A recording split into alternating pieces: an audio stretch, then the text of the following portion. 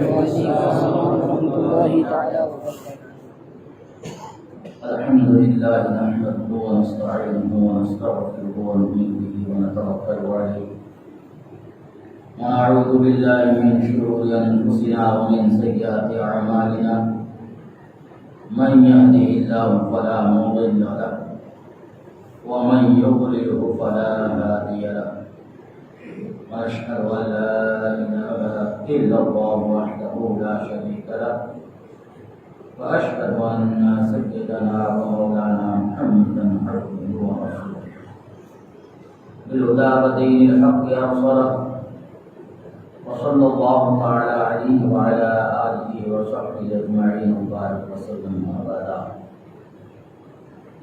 أما بعد فأعوذ بالله من الشيطان الرجيم بسم الله الرحمن الرحيم إنا أرسلناك شاهدا ومبشرا ونذيرا لتؤمنوا بالله ورسوله وتعزروه وتوقروه وتسبحوه بكرة وأصيلا صدق الله العلي العظيم وصدق رسوله النبي الأمين المكين الكريم ونحن على ذلك لمن الشاهدين والشاكرين فالحمد لله رب العالمين۔ رفقان گرامی و عزیزان ملت اسلامیہ، کچھ عرض و معروف سے بیشتر آقا کریم رؤوف و رحیم دونوں جہاں کے مالک و مختار وہ نبی جن کی تشریف آوری سے انسان کو انسانیت ملی، جو دل پتھر ہو چکے تھے ان کو روشنی اور زندگی کا سلیقہ ملا۔ اعلیٰ حضرت اس کی ترجمانی یوں کرتے ہیں کہ جس کے جلوے سے مرجھائی کلیاں کھلی، اس گلے پاک محمد پہ لاکھوں سلام۔ آئیے اسی پیارے حبیب صلی اللہ علیہ وسلم کی پیاری بارگاہ میں نہایت ہی عقیدت و محبت کے ساتھ درود و سلام کا ہدیہ پیش کرے اور پڑھے۔ اللہم صلی علی سیدنا مبارک وسلم محمد وعلى محمد العلم والحکمت وعلى آلہ وصحبہ وبارک وسلم۔ حصول برکت کے لیے اور پڑھے اللہم صلی علی سیدنا نبینا محمد وبارک وسلم۔ صلاۃ و سلام علیک یا رسول اللہ، السلام علیک یا حبیب اللہ۔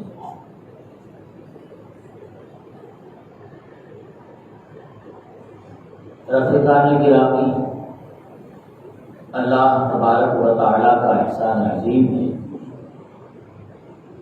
کہ اس نے ہمیں مسلمان بنایا، ایمان کی دولت سے نوازا۔ ایمان کیا چیز ہے؟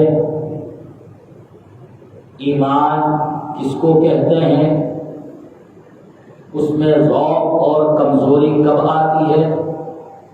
یہ ہم سب کو اس کا علم ہونا چاہیے، ہمیں اس کی معلومات ہونی چاہیے، اس لیے کہ رب قدیر نے ہمیں ایمان عطا فرمانے کے بعد سب سے پہلے کسی چیز کا حکم دیا ہے۔ ہم نماز تو پڑھتے ہیں، تسبیح و تحلیل تو کرتے ہیں، اس دنیا میں سجدے کرنے والے بہت سے لوگ ہیں، اس دنیا میں کلمہ پڑھنے والے بہت لوگ ہیں، اس دنیا میں اپنے آپ کو مسلمان کہنے والے لوگ بہت ہیں، اس دنیا کا دفتر تو انہیں مسلمان کہہ سکتا ہے، دنیا کا فرد اسے مسلمان کہہ سکتا ہے، لیکن ذرا غور کرے کہ رب قدیر خود ارشاد فرماتا ہے وَمِنَ النَّاسِ مَن يَقُولُ آمَنَّا بِاللَّهِ وَبِالْيَوْمِ الْآخِرِ وَمَا هُمْ بِمُؤْمِنِينَ، کہ وہ لوگ جو آخرت پر ایمان رکھتے ہیں، رب قدیر پر ایمان رکھتے ہیں، اب ذرا سوچیں، یہی تو ایمان ہے کہ ہم آخری دن پر یعنی روز قیامت پر ایمان رکھیں، اللہ تبارک و تعالیٰ پر ایمان رکھیں کہ ہمارا رب ایک ہے، وحدہ لا شریک ہے، اس کا کوئی شریک نہیں ہے، وہی ہمارا پالنہار ہے۔ ایسا ایمان رکھنے والے کو بھی اللہ تعالیٰ خود ارشاد فرماتا ہے وما ہم بمؤمنین، وہ مومن نہیں ہے۔ تو آخر کون سی ایسی چیز ہے جو ایمان لانے کے بعد بھی اس کی ضرورت ہے؟ اگر وہ چیز نہ پائی جائے، وہ چیز اس کے دل میں نہ ہو تو اس کا ایمان پختہ نہیں ہے، وہ بے ایمان کہا جاتا ہے، اسے دائرہ اسلام سے خارج کر دیا جاتا ہے۔ لاکھ سجدہ کرے سجدہ قبول نہیں ہے، لاکھ رکوع کرے رکوع قبول نہیں ہے، لاکھ روزے رکھے روزے قبول نہیں ہے، تسبیح و تحلیل کرے وہ قبول نہیں ہے۔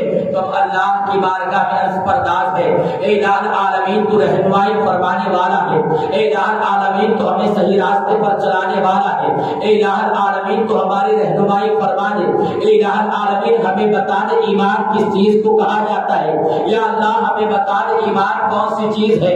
تسبیح و تحلیل کرنے والے بہت لوگ ہیں، سجدہ کرنے والے بہت لوگ ہیں، اس سے پہلے بھی کوئی چیز ہے جو ایمان پر، ایمان اور تمام اعمال پر وہ مبنی ہے کہ اس اعمال کو اس وقت قبول کیا جائے گا، یہ وہ چیز جو ان کے دلوں میں ہوگی، ایسی کون سی چیز ہے؟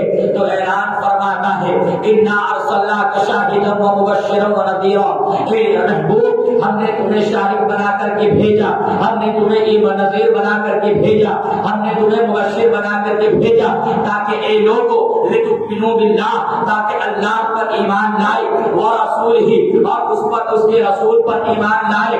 اب ہم پر ایمان تو لا لیا، ایمان کو مقدم رکھا اس آیت مبارکہ میں، پھر اللہ ارشاد فرماتا ہے وَتُعَزِّرُوهُ وَتُوَقِّرُوهُ، اور اس کی تعظیم اور تقریر کرو۔ ذرا سوچے تو صحیح، پہلے ایمان کو مقدم رکھا اس لیے کہ تعظیم و توقیر آپ کتنی بھی کرو گے، محبت رسول رکھو گے، لیکن ایمان لانا شرط ہے۔ جب ایمان لے آؤ گے تو اب سب سے پہلے ہمیں حکم دیا گیا ہے کہ رب قدیر کی تعظیم کرو، اس کے رسول کی تعظیم کرو، اس لیے کہ جب تعظیم کرو گے تبھی آپ تسبیح و تحلیل آپ کی مقبول ہوگی۔ جب آپ ایمان لے آؤ تو سب سے پہلی ذمہ داری رسول پاک کی تعظیم کرو، پھر اس کے بعد وَتُسَبِّحُهُ بُكْرَةً وَأَصِيلًا، صبح و شام رب قدیر کی پاکی بیان کرو۔ اب ذرا اس سے غور کرو کہ اللہ کی عبادت کرنی ہے، اللہ کی ریاضت کرنی ہے، رب قدیر کی بارگاہ میں سجدہ ریز ہونا ہے، اسے قبول کروانا ہے، اسے تمہیں اپنا رب قدیر کی بارگاہ میں مقبولیت کا پیمانہ لینا ہے۔ تو سب سے پہلے ایمان لانے کے بعد رسول پاک کی تعظیم کرنی ہوگی۔ اگر اسی تعظیم میں کوئی کوتاہی ہو گئی ہو، اسی تعظیم میں کمی ہو گئی ہو تو تمہارے سجدے قبول نہ ہوں گے، تمہاری تمام عبادتیں قبول نہ ہوگی۔ قرآن اعلان فرماتا ہے آمنت الناس وکم تصلا نارا حامیہ، سب کے سب رائے کر دیے جائیں گے بغیر تعظیم و تقریر۔ سبحان اللہ سبحان اللہ۔ قرآن نے ہمیں مزاج دے دیا ہے، قرآن نے ہمیں سکھا دیا ہے۔ لوگ بہت تعظیم مصطفیٰ پر اعتراض کرتے ہیں، قیام مصطفیٰ پر اعتراض کرتے ہیں۔ ہم اسے کہنا چاہتے ہیں آؤ قرآن ہی سے پوچھا جائے کہ تعظیم کیسی ہونی چاہیے۔ اب کوئی اٹھتا ہے تو کہتا ہے جس کا نام محمد یا علی کسی چیز کا مالک کو مختار نہیں، کوئی کہتا ہے کہ نبی مر کر مٹی میں مل گئے معاذ اللہ، کوئی کہتا ہے کہ نماز میں اپنے چوپائے یا بیوی کے ساتھ ہم بستری کا خیال آوے معاذ اللہ تو نبی کے خیال سے بہتر ہے، یعنی نبی کا خیال نماز میں آ جاوے تو وہ بدتر ہے معاذ اللہ رب العالمین۔ ایسے لوگ ہیں میرے دوست، تو آپ سوچتے ہوں گے مولانا لوگ آتے ہیں تو بات دیوبندی کے پیچھے کیوں پڑے رہتے ہیں؟ ہم ان کے پیچھے نہیں پڑے ہیں، ہم اپنے بھولے بھالے مسلمانوں کے پیچھے پڑے ہیں۔ ہم بھولے بھالے وہ چہرے جو آج دنیا میں پیدا تو ہو گئے، زمانی حاصل تو ہو ہو گئی. اب وہ دنیا کی ضروریات کے لیے لوگ صبح سے نکل جاتے ہیں, اپنے کاموں کی طرف جاتے ہیں, دن بھر اپنی محنت کرنے کے بعد کہیں موقع ملا مسجد میں نماز پڑھ لیے, رات آنے کی رات ہوتی ہے, اب اس کے پاس علم دین سیکھنے کا موقع نہیں ہے. حالانکہ علم دین سیکھنا چاہیے, حرام و حلال کی تمیز سیکھنی چاہیے. پھر بھی ایک دنیا میں ملوث ہونے والا نوجوان, ایک دنیا میں پڑھنے والا نوجوان دنیا کے لیے دنیا کی ضروریات کو پوری کرنے کے لیے, اپنے بال بچوں کی پرورش کے لیے ایک جوان جب گھر کو چھوڑتا ہے اسے اس چیز کا علم نہیں ہوتا کہ کس سے بچنا ہے, اسے یہ معلومات نہیں ہوتی ہے کہ کیسے فرقے وجود میں آ گئے ہیں, اسے اس چیز کا علم نہیں ہوتا ہے کہ ہمارے ہی درمیان ایسی گستاخیاں کرنے والے لوگ آ گئے ہیں. ذرا سوچے تو صحیح, آج سے 1400 سال پہلے آپ اس ہسٹری کا مطالعہ کریں, اس حادثے پاک کو پڑھیں کہ رسول پاک سرور کائنات صلی اللہ علیہ وسلم کے صحابہ 313 کی تعداد میں تھے, لیکن پوری دنیا پر بھاری تھے. 313 کا جب میں غفیر تھا, ان کے سامنے ہزاروں ہزار کے لشکر ہوا کرتے, لیکن کوئی ایسا دنیا میں ماں کا لال پیدا نہیں ہوا تھا, کسی ماں نے ایسا بچہ نہیں جنا تھا جو رسول پاک سرور کائنات صلی اللہ علیہ وسلم کے ان دیوانوں سے جنگ کر کے فتح و نصرت حاصل کر لے. ایسا ماں نے بچہ نہیں جنا تھا.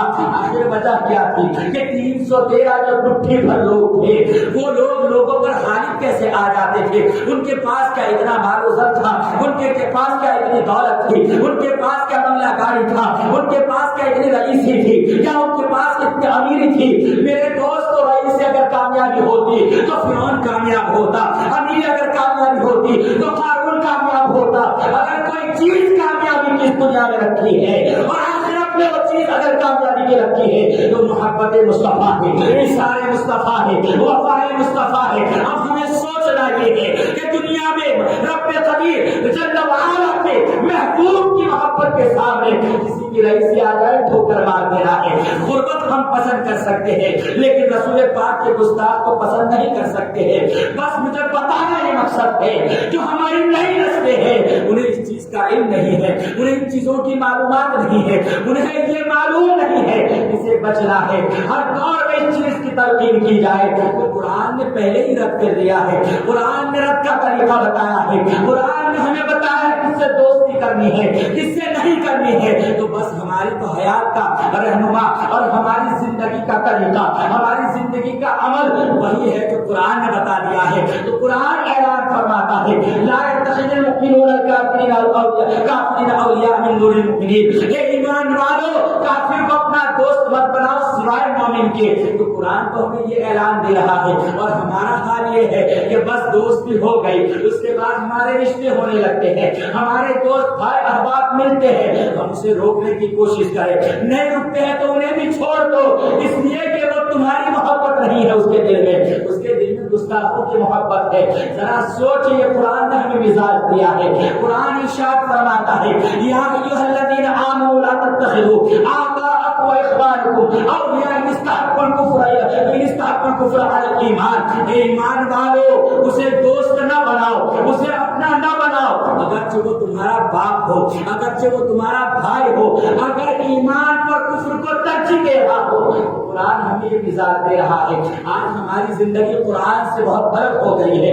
آج ہمارا جینا مرنا قرآن کے طریقے پر نہیں بچا ہے. صحابہ تھے, ان کا جینا مرنا اس پر ہوا کرتا تھا, قرآن پر عمل پیرا ہوا کرتے تھے. ذرا سوچے تو صحیح, یہی وجہ تھی کہ ان 313 میں کوئی ایسا بولنے والا نہیں تھا کہ رسول پاک مردر مٹی میں مل جائے گے معاذ اللہ. ان 313 صحابہ میں کوئی, ارے 313 کیا, تمام تر صحابہ میں کوئی ایسا نہیں تھا.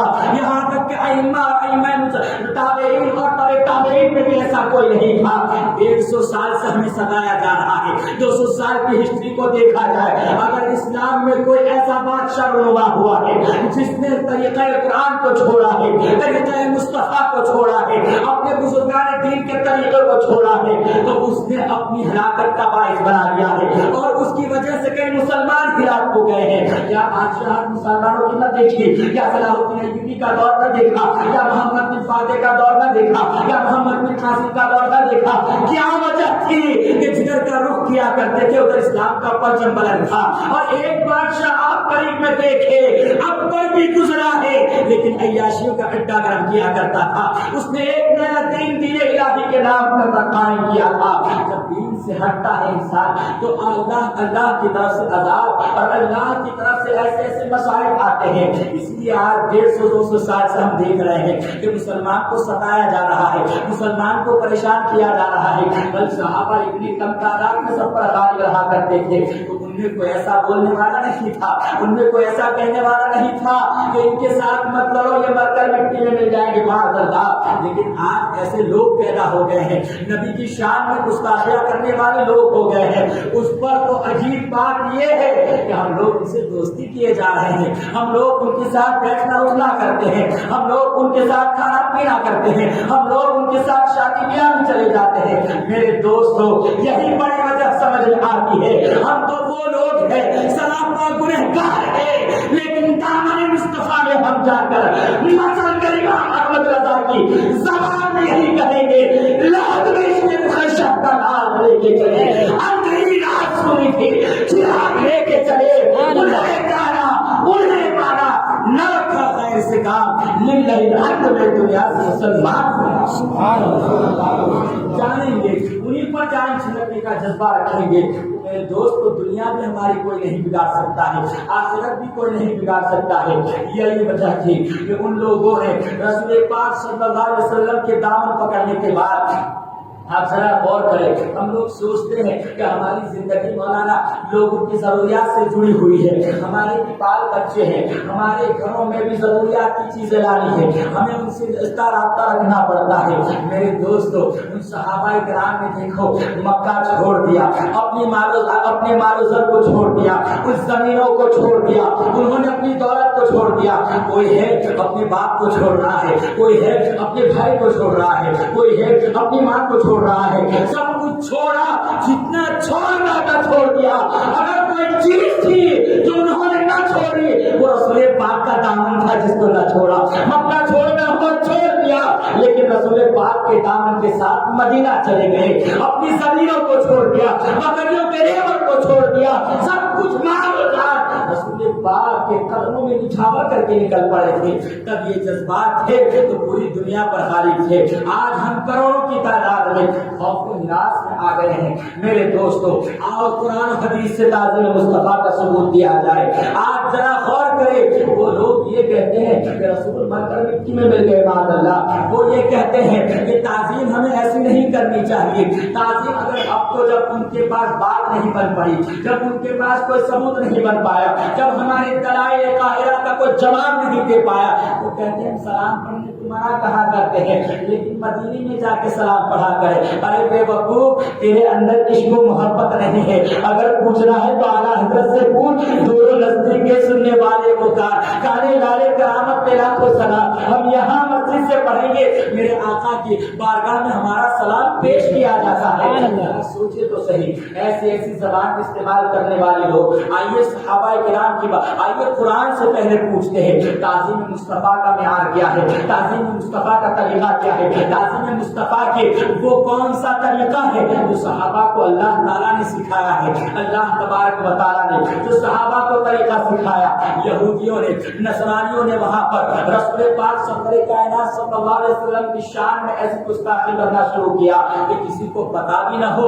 اور اپنے دل کی تسکین کا معاملہ بھی پیش آ جائے۔ تو رسول پاک سرور کائنات صلی اللہ علیہ وسلم کی بارگاہ میں بیٹھنے والے صحابہ جب رسول پاک اپنی زبان پاک سے، اپنی لمحہ مبارکہ سے کچھ پیش فرماتے، جب کوئی گفتگو فرماتے تو صحابہ کرام سنتے، کچھ صحابہ قریب ہوتے، کچھ دور ہوا کرتے، تو ان میں سے وہ لوگ کہتے یا رسول اللہ رائنا، یعنی یا رسول اللہ ہم پر کرم فرمائیے، ہماری طرف توجہ فرمائیے، پھر دوبارہ اس بات کو کہیے جو آپ نے اپنی زبان اقدس سے فرمائی ہے۔ جب صحابہ کرام یہ کہتے تو رائنا لفظ کا معنی یہودیوں کے ہاں، عیسائیوں کے ہاں اس کے دو معنی ایسے نکلتے تھے جس میں توہین کا پہلو تھا۔ صحابہ کرام کی نیت توہین کی نہ تھی، عشق مصطفیٰ میں جیا کرتے تھے، رسول اکرم صلی اللہ علیہ وسلم کے دامن پر اپنی جان کو چھڑکنے کا جذبہ بلکہ کروڑوں نہ نچھاور کر دی، ایسا جذبہ تھا۔ ان کی نیت تو توہین کی نہیں تھی، لیکن اب عیسائیوں کو موقع مل گیا کہ دیکھو رائنا کا عیسائیوں کی زبان میں ایک معنی غلط ہوتا تھا احمق، اور ایک معنی بکری کا چرانے والا چرواہا ہوا کرتا تھا، اور ایک معنی جو سنی لیا کرتے تھے صحابہ کرام لیا کرتے تھے، وہ معنی یہ تھا یا رسول اللہ دوبارہ کہا جائے، یا رسول اللہ دوبارہ فرمائیے، ہم نے صحیح سے سنا نہیں۔ تو یہ جب لفظ استعمال کرتے، اب عیسائیوں نے اپنی آپسی گفتگو میں اس لفظ کو استعمال کر کے اپنی دل کو ٹھنڈک پہنچانا چاہا، رسول پاک کی شان میں گستاخی کرنا چاہا۔ ایک صحابی کا وہاں سے گزر ہوتا ہے، غالباً معاذ ابن جبل ہے یا معاذ ابن سعد ہو، جو ایک صحابی وہاں سے گزرتے ہیں، ان کو ان کی زبان کا علم تھا، وہ ان کی بھاشا کو سمجھتے تھے، وہ ان کی لینگویج کو سمجھتے تھے۔ وہاں سے گزر ہو رہا تھا کہ دیکھا کہ عیسائی اپنے دلوں کی بھڑاس نکالنے کے لیے لفظ رائنا استعمال کرتے ہیں اور آپس میں ٹھٹھا کرتے ہیں۔ وہ قریب پہنچے، کہا کہ تم لوگ میرے آقا کی گستاخی کرتے ہو، تم لوگ رائنا بول کے میرے آقا علیہ السلام کی شان میں گستاخی کرتے ہو، اس لیے کہ میں سمجھتا ہوں کہ رائنا کا معنی تم کیا لے رہے ہو، میں سمجھتا ہوں تم کیا چاہتے ہو، تمہارے اس لفظ سے تمہاری مراد کیا ہے۔ انہوں نے جب کہا تو عیسائیوں نے کہا تھا کہ ارے تم ہمیں کہنے آئے ہو کہ ہم رائنا بولتے ہیں تمہیں تکلیف ہو رہی ہے، ہم رائنا بولتے ہیں شان کی گستاخی ہو رہی ہے، ہم رائنا بولتے ہیں ہم دل کے تسکین کا سامان کر رہے ہیں۔ ارے ذرا جا کے اپنے مسلمان بھائیوں سے تو کہو، وہ تو رسول پاک کی تمہارے پیغمبر کی محمد ابن عبداللہ کی بارگاہ میں بیٹھ کے رائنا کا لفظ استعمال کرتے ہیں، تو ذرا ان کو جا کے کہو۔ حضرت وہ صحابی رسول صلی اللہ علیہ وسلم وہاں سے واپس آتے ہیں، ان کو تو کہہ دیا کہ آئندہ تمہاری زبان سے اگر یہ لفظ میں نے دوبارہ سنا تو میری تلوار اور تمہاری گردن ہوا کرے گی۔ آج ہم یہ دلت مزاج رکھتے ہیں تو لوگ کہتے ہیں اتنا سخت نہیں رہنا چاہیے، اتنا گرم مزاج نہیں رہنا چاہیے۔ ارے میرے دوست، یہ مزاج ہمارے باپ نے نہیں دیا ہے، یہ مزاج ہماری ماں نے نہیں دیا ہے، یہ مزاج مصطفیٰ جان رحمت کے صحابہ نے دیا ہے، یہ مزاج عمر فاروق اعظم نے دیا ہے، یہ مزاج ابو ذر غفاری نے دیا ہے، یہ مزاج عشق مصطفیٰ رکھنے والے پیار نے کیا ہے۔ ہمیں امام احمد رضا نے مزاج دیا ہے، اس صحابی نے یہ کہا تھا۔ اس کے بعد رسول پاک کی بارگاہ میں حاضر ہوتے ہیں، یا رسول اللہ عیسائی لوگ آپ کی شان میں گستاخی کرتے ہیں، یا رسول اللہ لفظ رائنا جو مسلمان استعمال کرتے ہیں ان کی نیتیں تو صاف ستھرا ہے، ان کی نیتیں تو محبت والی ہے، لیکن عیسائی جو استعمال کرتے ہیں، عیسائی کے یہاں اس کا ایک معنی یہ بھی ہوتا ہے اور ایک معنی یہ بھی ہوتا ہے، وہ لوگ ازراہ مذاق اس لفظ کو استعمال کرتے ہیں۔ ابھی رسول پاک کی بارگاہ میں صحابی بیٹھے ہیں، اس شکایت کو ٹوٹے ہوئے دل سے لے کر حاضر ہوئے تھے، ابھی ٹوٹے ہوئے دل کی تسکین کے لیے رسول پاک صلی اللہ علیہ وسلم نے کوئی لفظ نہیں نکالا ہے، اپنے اس پتلی پتلی گلے قدسی کی پتیاں، ان لبوں کی نزاکت پہ لاکھوں سلام، ابھی ان لبوں کو جنبش نہیں دی ہے، لیکن رب قدیر کی محبت کو، رب قدیر کی مشیت کو برداشت نہ ہوا، رب قدیر کے گوارا نہ تھا کہ میری محبوب کی شان میں کوئی ایسا لفظ استعمال کیا جائے جس کے چند معنی توہین کے ہو اور چند معنی عزت کے ہو، تو ایسا معنی ہی کیوں نہ بند کر دیا جائے، ایسا لفظ ہی کیوں نہ بند کر دیا جائے کہ جس کے معنی میں، جس لفظ کے میننگ میں کوئی گستاخی کا پہلو ہو۔ اللہ تبارک و تعالیٰ نے ارشاد فرمایا کہ جبریل اب یہاں بیٹھنے کی ضرورت نہیں ہے، اب تمہیں جانا ہوگا میرے محبوب کی بارگاہ میں اور جا کر اس آیت مبارکہ میرے محبوب کی بارگاہ میں پیش کر دو۔ یا ایھا الذین آمنوا لا تقولوا راعنا وقولوا انظرنا واسمعوا، اے ایمان والو محبوب کی بارگاہ میں راعنا مت کہو، اگر کہنا ہے وقولوا انظرنا واسمعوا، رب قدیر سکھا رہا ہے، اگر کہنا ہے تو یہ کہو یا رسول اللہ ہماری طرف نظر کرم فرمائیے، یا رسول اللہ اپنی توجہ کو ہماری طرف مبذول فرمائیے، یا رسول اللہ ہم نے صحیح سے سنا نہیں، اور میرے رسول کی بارگاہ میں غور سے سنا کرو کہ غور سے سنو تاکہ میرے محبوب کو دوبارہ بولنے کی نوبت نہ آئے۔ سبحان اللہ۔ رب قدیر نے تعظیم کا کیا مزاج دیا ہے۔ اللہ تعالیٰ نے تو فرمایا اب وہ شبد جس میں کچھ میننگ ایسے نکلتے تھے جو توہین کے تھے، اب اللہ نے تو اس کو منع فرما دیا، اب یہ لفظ ہی استعمال نہ کرو، رائنا بولنا ہی مت، بولنا ہے تو وقول انظرنا کہنا، اور اتنے غور سے اس بارگاہ میں بیٹھا کرو پڑھو کہ غور سے سنو، دوبارہ دوسری کی باری نہ آئے. ذرا سوچے تو صحیح، یہ مزاج صحابہ کو کس نے سکھایا ہے؟ اللہ تعالیٰ نے سکھایا ہے. تعظیم مصطفیٰ کا طریقہ کون سے سکھا رہا ہے؟ خود رب قدیر سکھا رہا ہے. اب ہم جب میلاد منائیں اور ہم تعظیم مصطفیٰ کریں، ہم صلاۃ و سلام پڑھیں تو اعتراض کرتے ہیں. اس کا گریبان پکڑ کے ذرا قریب کر کے پوچھو کہ سنو، تم ہم پر اعتراض کرتے ہو. اللہ ارشاد فرماتا ہے ان اللہ و ملائکتہ یصلون علی النبی یا ایھا الذین آمنوا صلوا علیہ وسلموا تسلیما. ذرا بتاؤ اس آیت مبارکہ میں اللہ نے درود بھیجنے کا، درود پڑھنے کا حکم دیا ہے تو کیا اس بات کی تخصیص کی ہے کہ مدینے میں بھیجنا یا روزہ ٹنکاریا میں بھیجنا؟ کیا یہ بتایا ہے طریقہ کہ کھڑے ہو کے بھیجنا یا بیٹھے ہو کے بھیجنا؟ جب رب قدیر نے کوئی قید نہیں لگائی ہے تو کون ہوتا ہے ہم سے کہنے والا کہ کھڑے ہو کے سلام نہ پڑھو، بیٹھے ہو کے سلام نہ پڑھو، یہاں سلام نہ پڑھو، وہاں سلام نہ پڑھو؟ جب زمان و مکان کی خیر نہ اٹھنے بیٹھنے کی کہ رب قدیر نے نہیں لگائی ہے. ایک دیوانو رسول پاک پر درود پڑھا کرو. اگر تم بیٹھے ہو، تم کھڑے ہو، ادب کے ساتھ رسول پاک کی بارگاہ میں درود پڑھا کرو. سبحان اللہ. اللہ نے کوئی قید نہیں لگا رہا ہے. لیکن آج کا دوتان کا ملا ہے جسے انگریزی سکوں نے خرید لیا تھا. میرے دوست وہ ہمیں سکھائے گا ایسے سے دور رہو، کہیں ایسا نہ ہو اس پر جو ہلاکت نازل ہونے والی ہے ہم پر بھی نازل ہو جائے. لوگ کہتے ہیں تھوڑی دیر دعوت میں بیٹھ گئے، ارے گستاخوں پر اللہ اور فرشتوں کی لعنت برسے. ذرا سوچے تو صحیح، جب اس کے اوپر کوئی ایسی ہلاکت برس رہی ہوگی تو اس کے چھینٹے اگر ہمارے پر پڑ گئے تو کیا ہوگا؟ اللہ اللہ. آئیے ہم بارگاہ صدیق اکبر میں چلتے ہیں، ان سے عرض کرتے ہیں بتائیے تعظیم مصطفیٰ کیسی ہے؟ صحابہ کرام سے عرض کرتے ہیں تعظیم مصطفیٰ کا طریقہ کیسا ہے؟ انس بن مالک رضی اللہ عنہ سے کتاب الصلاۃ بخاری شریف کی حدیث مبارکہ ہے. کچھ لوگ کوئلہ ہو گئے ہیں، کہتے ہیں بخاری کی حدیث مبارکہ لے آؤ. فقیر قادری بار بار اس حدیث کو پڑھتا ہے، دل کو بڑا سکون ملتا ہے، دل کو بہت خوشی ہوتی ہے. یہ صحابہ کرام کا طریقہ کیسا تھا اور ہم لوگوں کا طریقہ کیسا ہو گیا ہے؟ یہ صحابہ نے کیسا مزاج دیا ہے؟ حضرت رسول پاک سرور کائنات صلی اللہ علیہ وسلم کی طبیعت پھیل ہو گئی، آپ اس طرح عدالت میں تھے. آپ نے حضرت ابو بکر کو نماز پڑھانے کا حکم دیا تھا. حضرت ابو بکر نماز پڑھا رہے تھے. حضرت انس بن مالک فرماتے ہیں پیر کا روز تھا، ابو بکر مصلی امامت پر تھے، ہم لوگ سب صفیں باندھ کر کھڑے تھے. نماز میں ہم لوگ کھڑے تھے، ہم لوگوں نے نماز کی صفیں باندھی تھی. رکنے میں کیا ہوتا ہے؟ فکشف النبی صلی اللہ علیہ وسلم ستر الحجرۃ.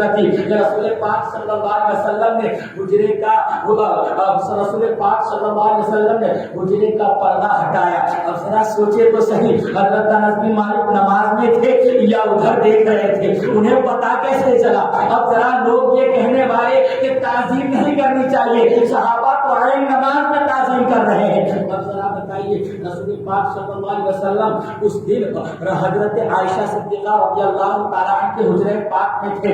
اب آپ لوگ اگر مدینہ منورہ گئے ہوں گے آپ کو معلوم ہوگا کہ منبر رسول سے محراب سے لے کر حضرت عائشہ صدیقہ رضی اللہ عنہ کا حجرہ یعنی سکون عائشہ تقریباً 5 صفیں دور ہے. اب ذرا سوچے کہ پہلی جو سب سے پیچھے والی صف ہوگی اس نے تو کلیا کے دیکھ لیا ہوگا، ایسے آپ ایسے بات کی آپ کو ٹیڑھا کر کے دیکھا ہوگا.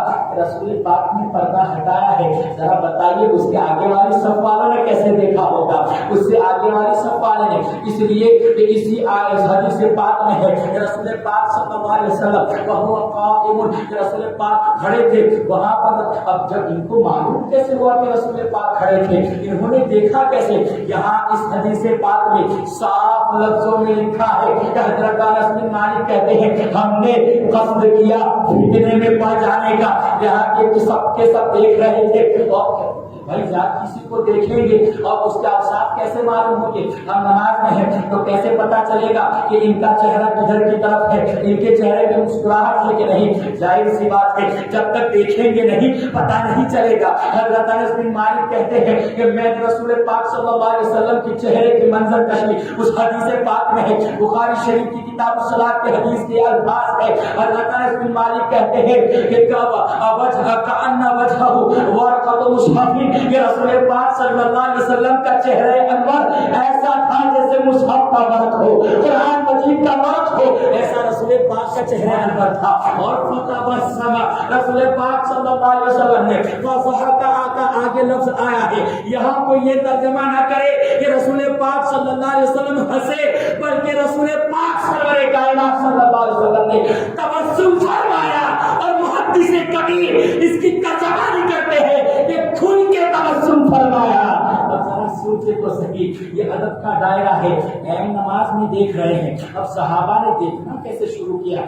उस वक्त तो ये मस्जिद ऐसे नहीं हुआ करती थी, इतनी लाइट और इतनी रोशनी का इंतजाम नहीं होता था। उस वक्त कद्दे आदम के बराबर मस्जिदें हुआ करती थी और उसकी छप्पर, उसके छज्जे जो है वो खजूर के शाखों से बनाए जाते थे और उस वक्त नमाज जो है अव्वल वक्त में पढ़ी जाती थी। यानी जैसे सुबह सादिक के बाद अंधेरा होता है, उसी अंधेरे में लोग मस्जिदों की तरफ जाते थे। और वैसे भी अगर थोड़ा सा उजाला हो और इतनी भीड़ हो गई हो तो मस्जिद में नजर आएगा कि कौन आ रहा है कौन जा रहा है। इतने चिरागों के इंतजाम न थे, इतनी वहां रोशनी और लाइटिंग न थी, ऐसे पंखे वंखे न थे।